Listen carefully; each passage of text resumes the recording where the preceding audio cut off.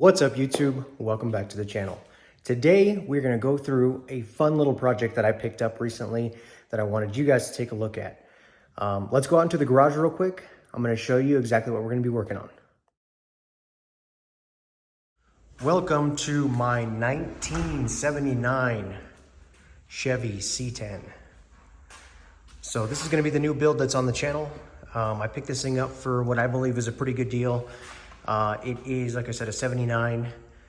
It is a long bed. Of course, much like everybody else that enjoys C10s, I plan on doing a bed conversion. I'm still unsure whether or not I want to just get a replacement bed and chop the frame, or if I want to take on the responsibility of shortening the frame and then also chopping the bed and getting it welded together. So I've got a welder inbound that should be here in the next probably 4 or 5 days. That's probably something I'm going to be doing down the road. My main concern at this point is making sure that this thing runs and drives. So I picked this thing up for 3,500 bucks, as you see it right now. So the previous owner, they have either done a paint job to it or what I believe is a primer.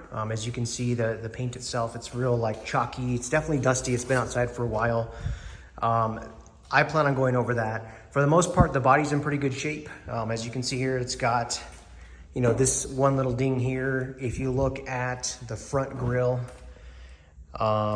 it's seen better days. They've gone through the process of painting the bumpers. It does have a flip kit in the rear.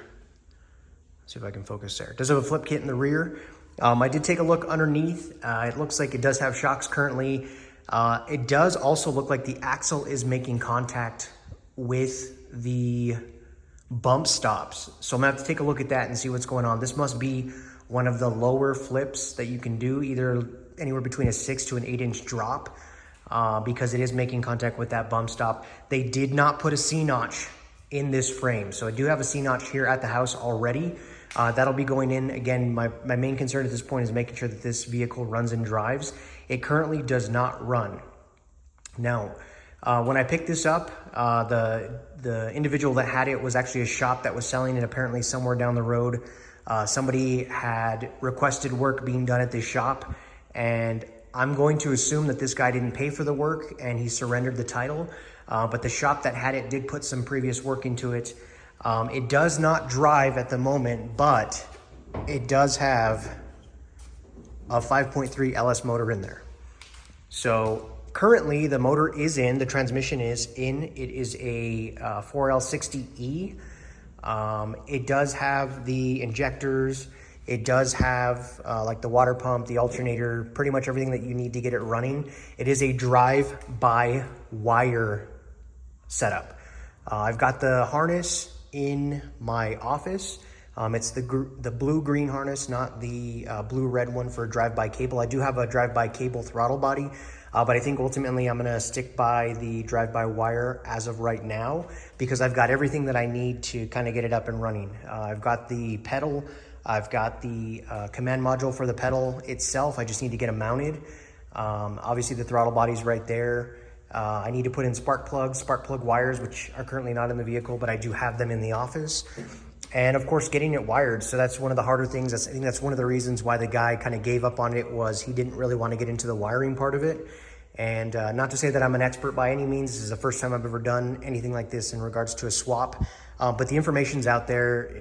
You know how to do it if you just kind of read on it. So we're going to be going through this together. I mean, obviously I'm not going to know everything. So if you guys spot something that you see needs attention or that I'm doing wrong, definitely hit me up in the comments to let me know what's going on. But this is what you're seeing right here. So it is dusty, it is dirty.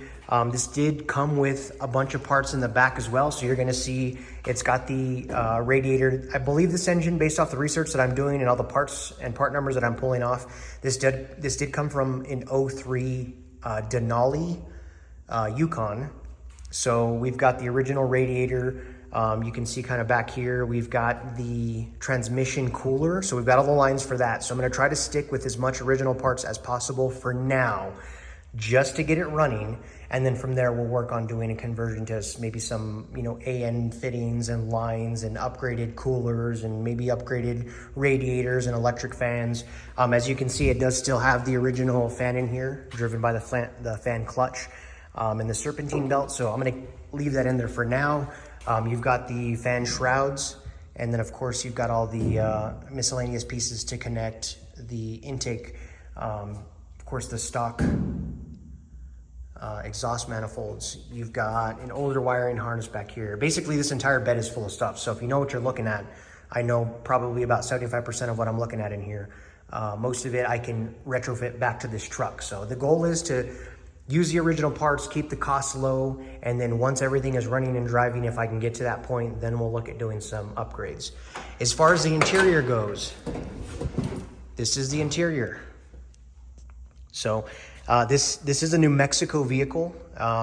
If you're familiar with New Mexico, Texas, Arizona, obviously we're in the desert. We don't get a lot of rain or snow or anything like that. So in regards to rust, there's not very much. You can see a little bit down here on, see if we can zoom in here, a little bit here on the doors, that can be wire brushed off, and then hopefully touched up with some sort of rust preventative or inhibitor. It does have the plastic or rubber floor mats, original seating on the inside, so this is that lighter color blue. The original paint color is absolutely gorgeous. I can't even think why this guy wanted to paint it. The only thing I can think of is maybe that there's hidden body damage that required Bondo and then the paint.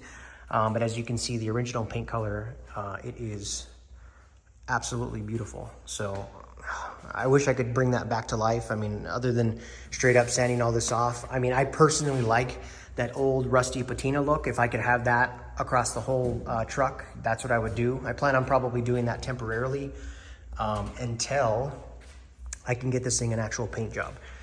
Dash, it's roached, pretty much cooked out. So unless I plan on doing some sort of, you know, Bondo repair, I'll probably go to LMC and get a replacement dash cover.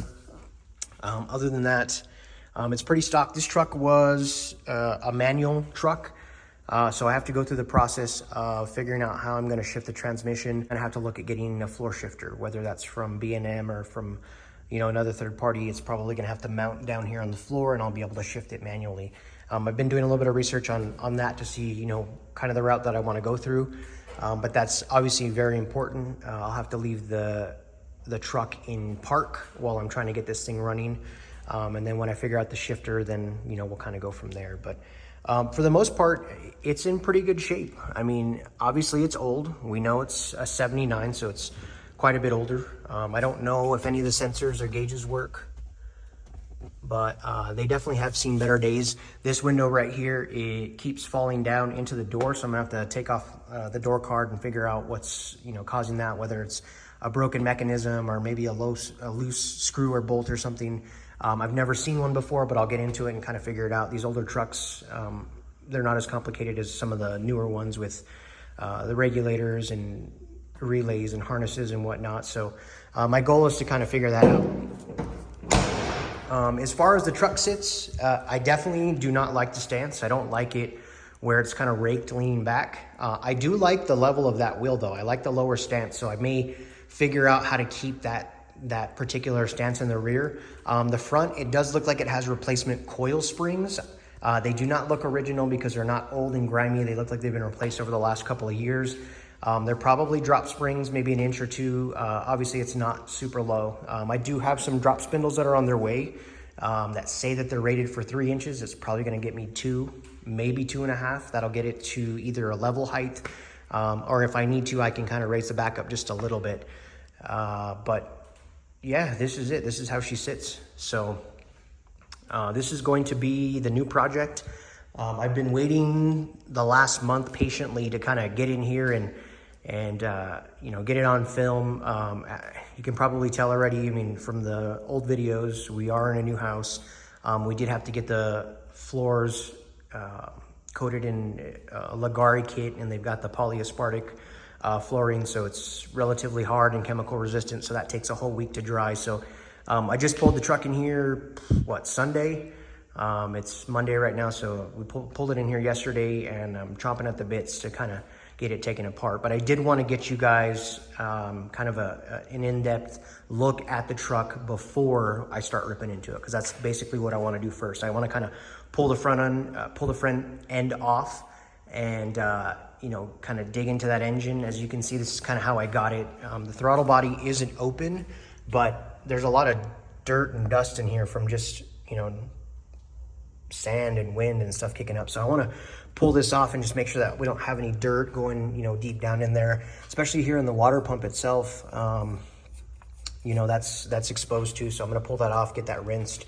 I need to figure out what's going to happen right here for the recirculating line. Obviously, I'm not going to be using this. I don't have active air, although I would love air conditioning in this vehicle. I don't care about the heater portion of it. And for right now, I just want to get it running. So we got to get that kind of looped off. I do, like I said, have the original radiator. I just ordered the original radiator mount for this particular vehicle.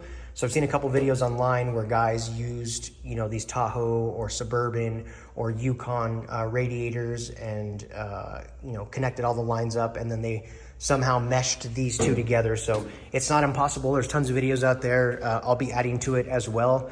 But yeah, I need to make sure that I go through the engine, make sure that, you know, there's nothing hidden in there that I can't see. I was told that it runs, that the engine and transmission do work, but, you know, just like anything that you buy in life, you got to check it out. You got to test it. So, you know, worst case scenario is I throw all this money into it, assume everything works, and, you know, the engine blows as soon as we start it up. So we're going to go through it the best that we can to the best of our abilities. Again, I'm not an expert at anything, but I do enjoy doing these projects. So the goal is to kind of dive into it, and hopefully, you know, with the help of you guys, we can kind of get through this and figure it out together. But this is pretty much it. I mean, you can see the driver's side. It's in relatively good condition as well. Body seems like it's relatively straight, with the exception of maybe some hidden Bondo. I did grease up the hinges. If you're familiar with these C10s, they definitely have really hard to close hoods. So with this particular one, I did, hold on, let me pull this open real quick. I did put some silicone on the hinges, so you can see it's a little bit easier to work, but these things are definitely rusted and clapped out. So that's what that, you know, white staining is. It's silicone that I kind of sprayed in there, and I've let it sit for a while. So yeah, that's pretty much it. So we're gonna figure this out. See what we can do to get this thing running and driving, and hopefully this will be, you know, a nice little project for the channel. So hang in there with me. We will start to disassemble this and kind of figure out what we have. Again, front end's going to come off first, so the two fenders, core support, just so we have access to the engine, and then we're going to kind of take off a little, you know, a few pieces little by little, just to kind of see if any dirt or debris has gotten down into that intake manifold or in the intake tracks at all. And if it has, we've got to kind of clean it out and go from there. So yeah, this is it, 79 C10. It is the long bed version, so it definitely just barely fits in this garage. But yeah, that's what you're looking at. I'm pretty excited about it. You know, I've welded few and far between in my life. I did order a welder that allows me to do MIG, TIG, stick if I want to. I'm predominantly just interested in doing MIG welding. Hopefully I can get down to the bottom of it. I've got to get some shielding gas for the welder. And then from there, you know, we can kind of piece together these body panels, make sure I can get some, you know, really thin wire that I'm not burning through the sheet metal, or that it's not, you know, warping the metal, because I'm just putting constant heat on it with some of the thicker gauge wire. So yeah, we're going to do this all together. We're going to learn together, and you know, we'll see where it goes. So let me know what you think down in the comments, whether you like it or you dislike it. You know, it took me a while to kind of get in the mood to, you know, want to do a vehicle again. This is definitely going to be the first project. Wheels and tires, not my cup of tea, but you know, it rolls, it'll work. It's going to have an LS. It should be fun. So yeah, let me know what you think. Put it down in the comments. Let's have a conversation, and look forward to the next video. Thanks for watching.